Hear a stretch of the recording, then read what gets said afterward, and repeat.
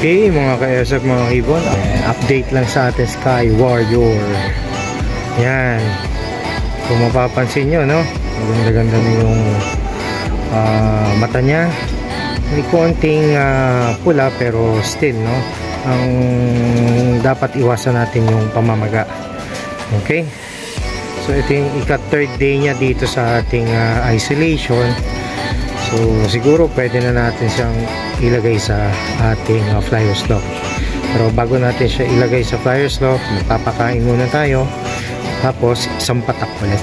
Okay, para mas gumanda ang kanyang mata, mas maproteksyon na ng kanyang respiratory.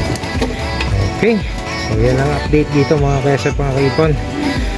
So ngayon nga hindi tayo nakapag-load, bukas na lang. Okay.